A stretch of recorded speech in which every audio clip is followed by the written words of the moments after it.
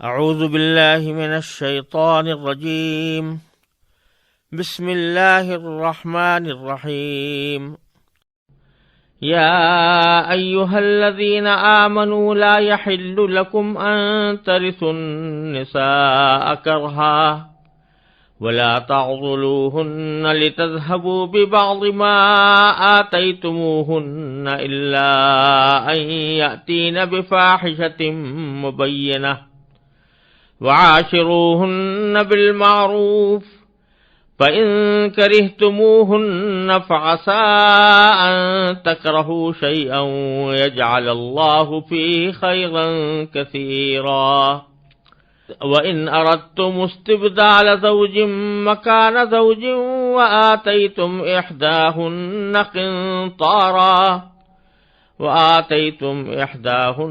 قنطارا فلا تأخذوا منه شيئا أتأخذونه بهتانا وإثما مبينا وكيف تأخذونه وقد أفضى بعضكم إلى بعض وأخذن منكم ميثاقا غليظا ولا تنكحوا ما نكح آباؤكم من النساء إلا ما قد سلف إنه كان فاحشة ومقتا وساء سبيلا۔ ان آیات کا ترجمہ یہ ہے، اے ایمان والو، یہ بات تمہارے لیے حلال نہیں ہے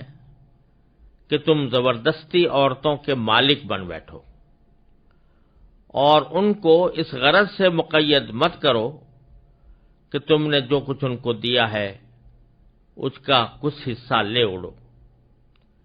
الا یہ کہ وہ کھلی بے حیائی کا ارتکاب کریں اور ان کے ساتھ بھلے انداز میں زندگی بسر کرو، اور اگر تم انہیں پسند نہ کرتے ہو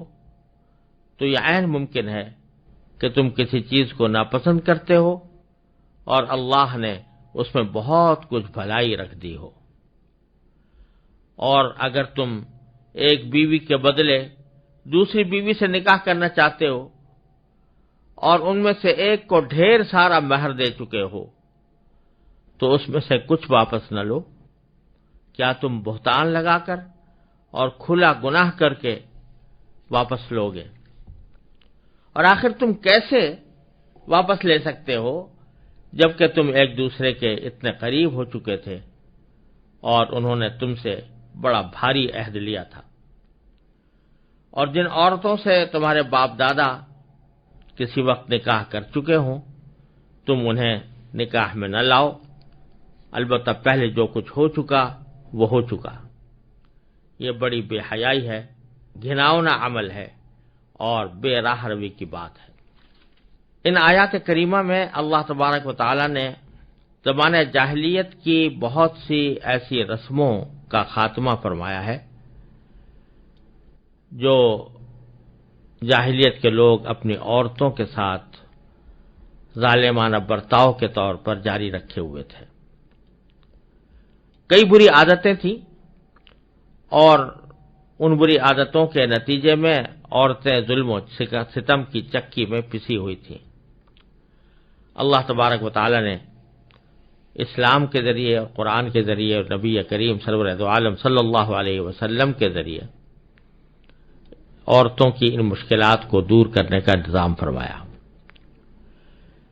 اس آیت میں کئی ایسی رسموں کا بیان ہے اور کئی ایسی بری عادتوں کا بیان ہے، جن میں سے پہلی بات یہ فرمائی گئی ہے کہ یا ایھا الذین آمنوا، اے ایمان والو، لا یحل لکم، تمہارے لیے حلال نہیں ہے، ان ترثوا النساء کرہا، کہ تم عورتوں کے زبردستی مالک بن بیٹھو۔ یہ اشارہ زمانے جاہلیت کے ایک طرز عمل کی طرف تھا کہ جب کسی شخص کا انتقال ہوتا تو بعض علاقوں میں یہ رواج تھا کہ جس طرح اس کی دولت، اس کا چھوڑا ہوا ترکہ، اس کا مال و اسباب یہ میراث سمجھا جاتا تھا، اسی طرح جو عورتیں اس نے چھوڑی ہیں یعنی بیویاں، ان بیویوں کو بھی میراث کا حصہ سمجھا جاتا تھا۔ اور جیسا میں نے پہلے عرض کیا ہے، وہ اس زمانے میں لڑکیوں کو یا دوسرے وارثوں کو حصے دینے کا تو رواج تھا ہی نہیں۔ عام طور سے جو بیٹا سب سے بڑا ہوتا تھا، زیادہ قوی اور طاقتور ہوتا تھا، وہی ساری میراث پر قابض ہو جایا کرتا تھا۔ تو اس میراث میں جس طرح مال و دولت داخل تھے، زمین جائیداد داخل تھی، روپیہ پیسہ داخل تھا، اسی طرح عورتیں بھی۔ لہذا جو مرنے والے کی بیوی ہے وہ اس کے بڑی اولاد کے تصرف میں اس معنی میں آ جاتی تھی کہ وہ اس کا مالک اس طرح بن گیا کہ وہ کوئی کام اس کی مرضی کے بغیر نہیں کر سکتی۔ اول تو بعض اوقات اس کو کسی اور کے ساتھ نکاح کرنے سے روکا جاتا تھا، یا اگر کرنا پڑے تو جس سے چاہا وارث نے اس کا نکاح کرا دیا۔ اور بعض اوقات اس سے بھی زیادہ گھناؤنی صورت یہ تھی کہ خود وہ بیٹا اس سے نکاح کر لیتا تھا۔ یعنی باپ کی اگر کوئی بیوی ہے جس کے بطن سے وہ پیدا نہیں ہوا، یعنی وہ اس کی براہ راست ماں نہیں ہے، سگی ماں نہیں ہے، لیکن باپ کی بیوی ہے، کسی اور اولاد کو چاہے اس نے جنم دیا ہو یا نہ دیا ہو، باپ کی بیوی ہے، اس کی اپنی ماں نہیں ہے، تو وہ اس کو بھی اپنے نکاح میں لانے کا اس کو حق ہوتا تھا، اگر چاہتا تو نکاح میں لے آتا تھا۔ یہاں تک یہ بات آگے بڑھی ہوئی تھی کہ عورتوں کا مالک سمجھ لیتے تھے وارث لوگ۔ اللہ تبارک و تعالیٰ فرماتے ہیں کہ کسی طرح بھی تمہارے لیے حلال نہیں ہے کہ عورتوں کے وارث بن بیٹھو یا عورتوں کے مالک بن بیٹھو۔ عورتیں کوئی بھیڑ بکری نہیں ہے، کوئی ویسے ہی ساز و سامان نہیں ہے کہ اس کے تم مالک بن بیٹھو، تمہارا اس پر کوئی اختیار نہیں ہے۔ وہ آزاد ہیں اور اپنے مستقبل کا فیصلہ کرنے میں بھی آزاد ہیں، اور ان پر تمہارا کوئی زور نہیں چل سکتا۔ ایک غلط بات تو یہ تھی جس کا اللہ تعالیٰ نے اس آیت کے ذریعے قلع قمع فرمایا۔ دوسری ایک بری بات یہ ہوتی تھی کہ بعض اوقات لوگ ان بیویوں کو جو ان کے والد نے چھوڑی ہیں ان کو یا خود اپنی بیویوں کو گھر سے باہر جانے نہیں دیتے تھے، گھر میں مقید رکھتے تھے۔ پہلی صورت میں جبکہ وہ عورتیں اپنے مورث کی بیویاں ہوں، باپ کی بیویاں مثلا، ان کو تنگ کرنے کا مقصد یہ تھا، باہر جانے سے روکنے کا مقصد یہ تھا کہ وہ جب آخر میں عاجز آ جائیں اور یہ سمجھیں کہ ہمارے لیے کوئی اور راستہ نہیں ہے تو کچھ پیسے دلا کر اپنی رہائی حاصل کریں۔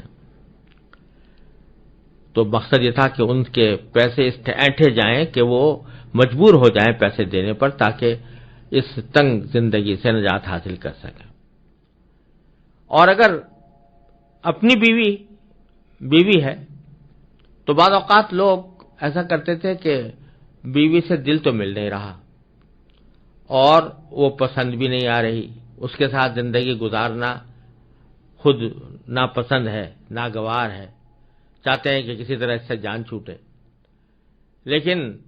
ساتھ ہی خیال یہ ہے کہ اگر ہم اس کو طلاق دیں گے تو اس کو مہر دینا پڑے گا، لہذا کوئی ایسا طریقہ اختیار کریں کہ جس کے نتیجے میں یہ عورتیں خود اپنے مہر سے دستبردار ہو جائیں اور خود کہتے ہیں کہ جی ہمیں مہر نہیں چاہیے لیکن ہمیں آزاد کر دو۔ اس غرض کے لیے ان کو تنگ کیا جاتا تھا، ان کو باہر نکلنے سے روکا جاتا تھا، یا اور طرح طرح سے ان کو دشواریوں کا سامنا کرنا پڑتا تھا، تاکہ بالآخر تنگ آ کر وہ خود یہ کہہ بیٹھے کہ بھائی مجھے تو تمہارے ساتھ گزارا نہیں ہو سکتا، اب آپ مجھے آزاد کر دیں، اور اس کے لیے میں اس بات پر بھی تیار ہوں کہ جو کچھ مہر آپ نے مجھے دیا تھا وہ واپس کر دوں، یا اگر نہیں دیا تو اس کو معاف کر دوں۔ یہ کام کیا جاتا تھا عورتوں کے ساتھ، اور افسوس یہ ہے کہ یہ زمانے جاہلیت میں تو ایسا ہوتا ہی تھا، لیکن خود ہمارے زمانے کے اندر بھی اس کی مثالیں موجود ہیں، یہ اب تک چلی آتی ہے کہ لوگ اصل میں تو خود چاہتے ہیں کہ نکاح کا رشتہ ختم ہو، لیکن مہر سے جان چھڑانے کے لیے عورت کو تکلیف دیتے ہیں، اس کے لیے تکلیف کا سبب بن کر اس کو اس بات پر مجبور کرتے ہیں کہ وہ مہر کو معاف کر دیں۔ قرآن کریم اس کو بہت سختی سے منع کر رہا ہے کہ ایسا کرنا کسی طرح بھی جائز نہیں ہے۔